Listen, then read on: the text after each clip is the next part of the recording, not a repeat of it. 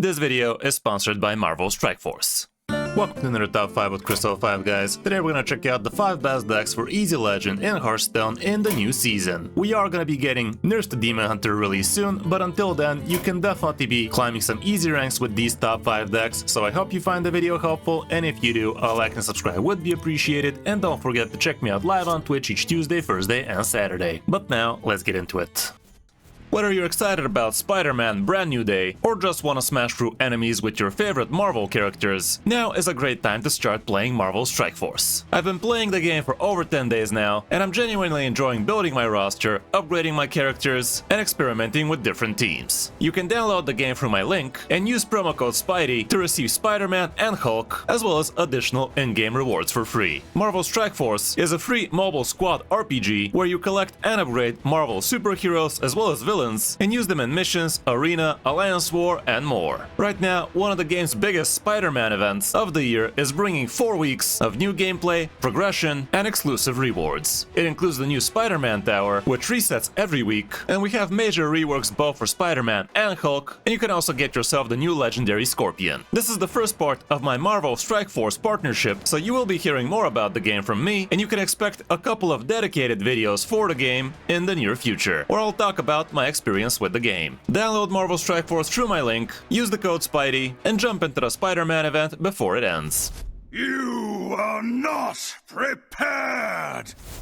The first deck obviously is still gonna be Void Demon Hunter, and this deck really is hella strong. Right now, this iteration of the deck is actually a lot less Void Demon Hunter oriented, and to be fair, the popularity of the class definitely did drop off a bit, but the power of it is still very strong, even though a lot of the meta has actually shifted either against it or it's playing it, so it definitely is not the most fun experience, but your win rate is still gonna be sky high. This particular version is slightly greedier with a single Ravenous Fell Hunter included, and we also have hive mapping here, which is gonna be helpful, so you can find yourself some extra AoE and stuff, but for the most part everything else is kind of the same old deal, although we also have a couple of I-beams which are definitely gonna help you against some faster matchups like Hunters, for instance. We also have a couple of Horns of Feasting in here, which are gonna be pretty decent for some tempo for you, and the rest of it is basically the Void Demon Hunter package, which we all know and are already sick of. You can check out my many detailed guides about all sorts of different iterations of this deck if you want to really know how to play it before most probably the Vicious Void skill gets reverted back to its former glory. But now let's check out the updated matchups, and yeah, there's literally no real bad matchups, even though if we go into specifics, you can see that certain variants of Troublemaker Rogue are definitely good against it, certain variants of Z-Shaman can be great against it, and so on and so forth, but yeah, in the general statistics, things are looking pretty green for it. When it comes down to the mulligan, here's what we have. Going first, you are always going to be looking for your good Void package. The Sigil is nice, the Grim Harvest is okay, first Portal for turn 1 is also not the worst. Depending on the matchup and what you already have, Void Blast might be a key, but if you don't already have anything good, I would probably toss it. And curving into the weapon can also be good. Depending on the matchup, you could consider the I-Beam, heck, even the Horn of Feasting if it's already outcasted or easily outcastable. On the coin, again, kind of the same deal, look for the Void stuff and you should be good. For other good Demon Hunter decks, there's really no other good archetypes right now, it's only Void Demon Hunter out there, and this is the one I'm showing you, 1000 games, 61+ win rate. But we also have a different iteration of the deck, which is a little bit more mirror heavy. So if you're facing a lot of mirrors, it's definitely gonna be good for you to have things like Glacial Shards, like Cult Neophytes, like Vipers. So it really comes down to what kind of meta you're facing. If it's plenty of Void Demon Hunters, definitely tech against them. If it's not, tech against the rest. We can scroll down further and see all sorts of other different kinds, some slower, some faster, but all Void Demon Hunter-y. On the number 2 spot, we have Troublemaker Rogue, which is definitely another deck that's probably worth taking another hit at, but I doubt that's going to be happening on Tuesday's patch. So until then, you can definitely be playing a lot of this deck. Even though Lotus Troublemaker got nerfed, it's more of a rework is what it is, because now you don't actually have to keep this guy in your starting hand. He is going to start amping up his damage the same way Jade Guardians amp up their discount. You just got to play 2 drops no matter where this guy is in your deck or in your hand. He is going to be getting the extra damage. If the game goes long enough, these guys can literally be dealing upwards of 40 damage in total with both of them. And the Jade Guardians are also absolutely absurd, especially if you get yourself extra copies. You could discover yourself an extra one through Shadow of the Informant, you could just double it up thanks to Shadow of Demise, and so on and so forth. Definitely could be absolutely amazing. And the 8 drops you're going to be getting down to 0 are also pretty huge. The rest of the deck is basically a bunch of 2 drops. We also have the Garona package in here, which definitely ain't no joke in this meta. And with the weapon, you're going to be able to actually draw quite a lot of cards from your deck this way. I mean, you don't have that many cards. You do have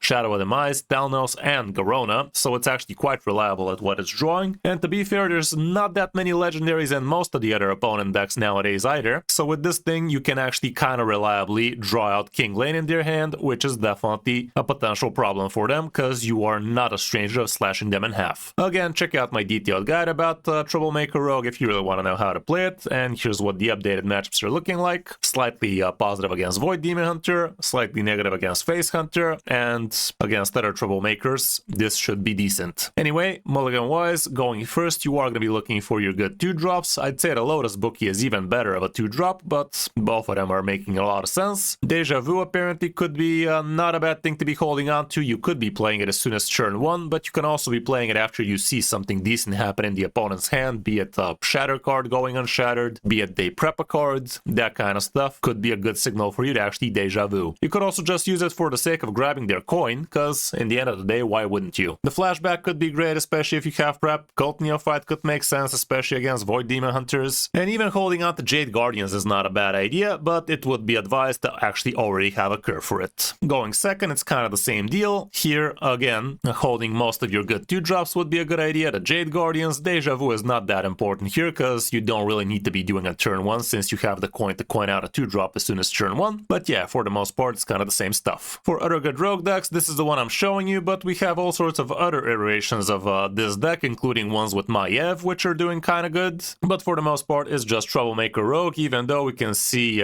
Imbue Rogue is not doing great with the Mistress, and also Quest Rogue. What is even that? Nah, does not look good. So yeah, stick with this quicker Troublemaker Rogue with Garona, and you should be climbing with ease.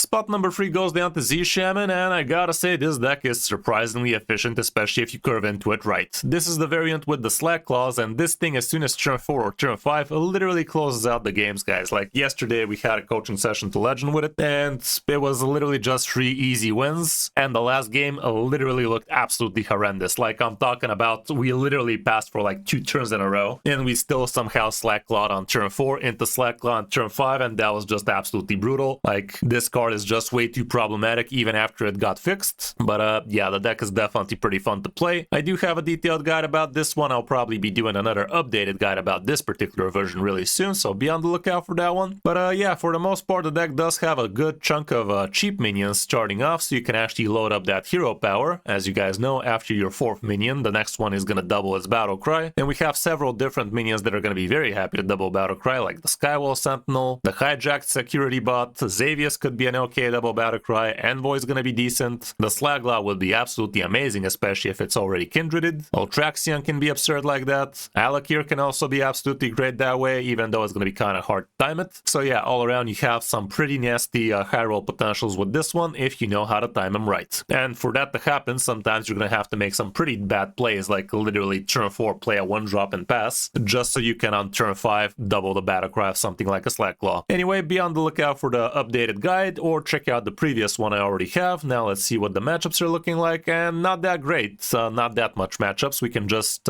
check the one without the Slacklaw so we can see a decent picture. But as you saw, Void Demon Hunter is not going to be a problem. And from here we have a lot more populated lists. I think this is the one I actually showed you a guide about already. Mug Shaman might be a problem, but that's not too popular, even though in Top Legend I'm still actually seeing quite a few people play it again. As for the rest, Tripwire Hunter is going to be 50-50, Void is going to be 50-50, the rest pretty positive, or again 50-50. When it comes down to the mulligan, it's a very easy deck to be mulliganing with, not gonna lie. Like, look at this. Anything that's under 2 mana is gonna be a decent keep for you, and if you already have yourself a couple of good cards, then you can start considering things like Hijack Security Bot or the Slacklaw, I'd say. The rest would always be a toss. Going second, the situation is the same. Again, the cutoff is clear. Anything under 2 mana is a keep, anything above, not really. If you're curving into the 4 and into the 5, maybe. Here's the list I'm showing you. It's not as proven as the second list without the slack clause, but I gotta tell you, this one is very, very explosive, very fun to play, especially if it pans out, so give it a check and do let me know how that goes out for you. The other version without the slack clause is also doing pretty alright, with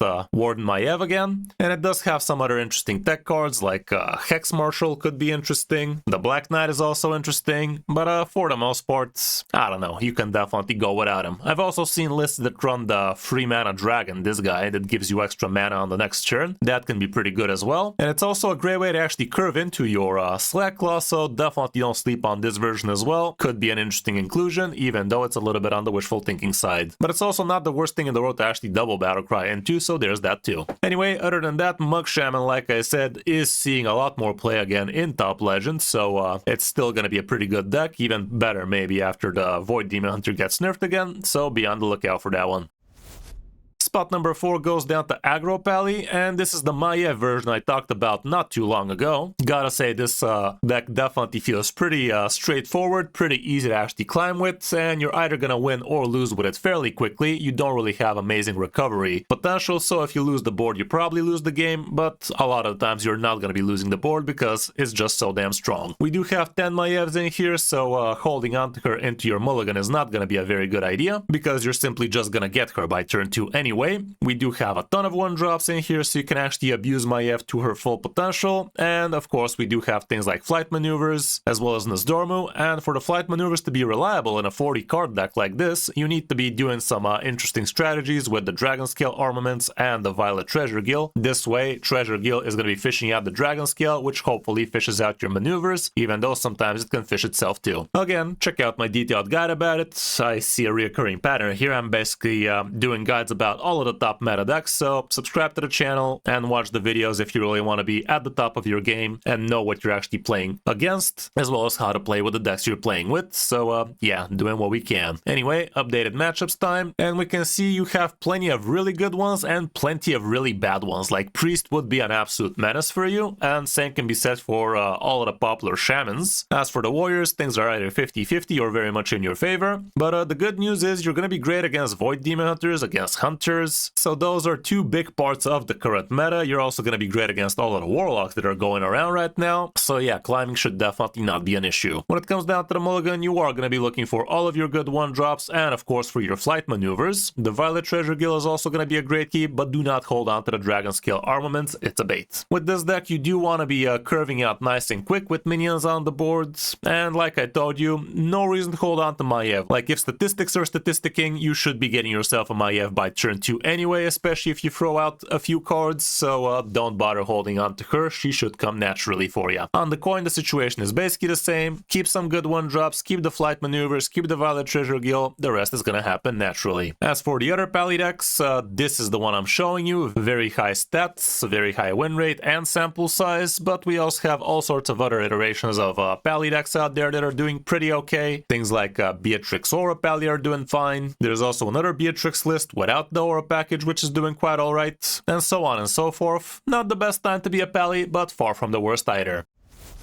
And the last list on this top 5 meta report is gonna be Tripwire Hunter with King of the Underbelly. If you ask me, I'd say this deck is far more reliable when it comes down to Diamond 5 to Legend. It just gives you a much more balanced out spread, and if you know what you're doing with the deck, you should have a very hard time losing against most things. The deck is pretty strong right now, I'm not gonna lie. It's not as aggressive as the straight out face Tripwire Hunter without the King of the Underbelly package, but this one is definitely also pretty worth checking out. It does have a good amount of 1-drops, even though it doesn't have some of the really aggressive ones like the Fletcher, like the 2/2 elusive, but instead it does have the King of the Underbelly, which also has things like Agamagam and Tortola inside, but 99 times out of 100 you are going to be picking Agamagam anyway, so it really doesn't matter. And with this guy you basically get to do upwards of 20 damage from hand, because this thing is going to make Briar Spawn cost 10 health for the opponent, and he's probably going to slap into something pretty low health anyway. We of course have the good Tripwire package in here. We have things like Urban Roar, which in this meta are actually actually pretty decent against all of them warlocks out there. With the Platesaur, you get to have extra card draw. We of course still have the nerfed Confront the Tolvir, which is just as broken as ever. The new weapon is obviously included, the location for extra card draw, Arcane Tripwire as well as Beast Tripwire, and with these you are going to be getting yourself a lot of extra mana cheat, which you're not supposed to that early. Again, check out my detailed guide about it, both with and without the underbelly stuff, and you should know how to play them. Going through the matchups, Face Hunter is not going to be your friend because they are going to be quicker than you. Aggro Pally might also be somewhat troublesome, even though with all of them tripwires, I don't think it's that bad a matchup. And also the Dragon Warrior might be a little bit too quick, but for the most part you should be climbing with ease, including against things like Warlocks, even though right now there is some kind of Demon Warlock out there that might be troublesome. Good news is you're slightly positive against Void Demon Hunter, you're slightly positive against Z Shaman, and you're decent against other Tripwire Hunters, so all around you should have no problem climbing with it. When it comes down to the mulligan, here's what it looks like going first. You are going to be looking for your Sizzling Cinder for sure. The weapon is amazing, the location, tracking can be okay, straight out hold on to Arcane Tripwire or Beast Tripwire could also be great. You could also consider Varisa if you think the game's going to be long, even though for the most part it's going to be probably better to be looking for the Tripwire package. Holding on to Gamepad is also not the worst thing in the world if you don't have a better one drop already and you're holding on to a lot of other cards, so might as well do something on turn 1 so you can load up the Confront the Tolvir, which is something you're not going to be holding on to in any of your mulligans actually. On the coin, the situation is kind of the same, so mulligan accordingly. As for other good hunter decks, we are going to have to scroll a little bit to actually see the populated good lists, and this is the one I'm showing you, 2200 games, almost 57% win rate, nothing to scoff at, and the version without the underbelly is also looking pretty decent, heck even better than this one, albeit the sample size is a lot smaller, and personally I do believe this one's going to be better from Diamond 5 to Legend, so that's why we're showcasing this one. But yeah, the one more aggressive list with the Railer, with the Kelderay Fletcher can also be definitely worth it. Anything else is just iterations of these two, so yeah, that's really about it for Face Hunter right now, or just Hunter I guess, so there's that.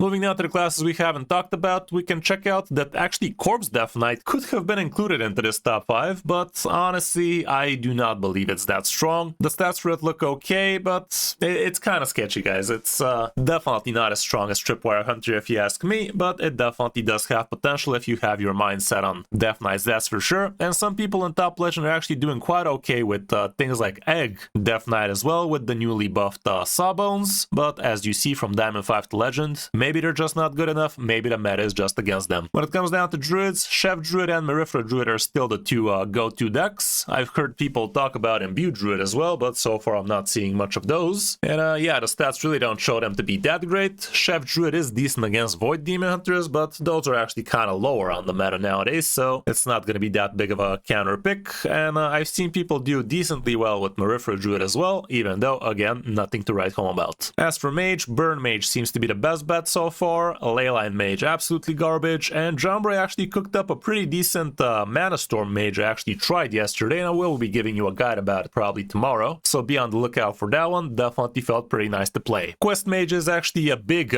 victim of this meta. Everybody taking in Vipers definitely makes Quest Mage unplayable, and we have again Void Demon Hunter to blame for that. After the nerf, maybe we're not gonna have such a bad time for Quest Mages again. As for Priest, Azalina Priest is sitting at a 50-50 with a very big sample size, by the way, and people in Top Legend are actually doing crazy good with a deck like this, so it definitely has quite the high skill cap. As for Quest Priests, things are not looking that great. The Soothsayer Priest is also not looking that great right now, but it definitely does have potential, maybe after the nerfs. As for Warlock, we're seeing a very huge influx of Warlock players, that's for sure, and can't blame them. Warlock right now feels pretty fun, albeit not that broken into this meta, but we can still play things like Herald Warlock, Demon Warlock, Rofan Warlock, and they all actually have some reasonable stats, nothing crazy, nothing too amazing to actually choose to climb with, but still looks pretty decent. And it does really have a very high skill cap, so if you're wanting to test your skills, give it a try. It's possible to reach Legend with it, but it's not going to be very easy or quick. And lastly, for Warrior, things are not looking that great for the Warrior class right now. Dragon Warrior actually did made it into the last top 5, but now is actually doing pretty dog watery, not gonna lie. It has seen better days, that's what I'm trying to say. Herald Warrior is also just borderline 50-ish% win rate. Logash Warrior also nothing to write home about, so yeah, Warrior is waiting for better times, that's for sure.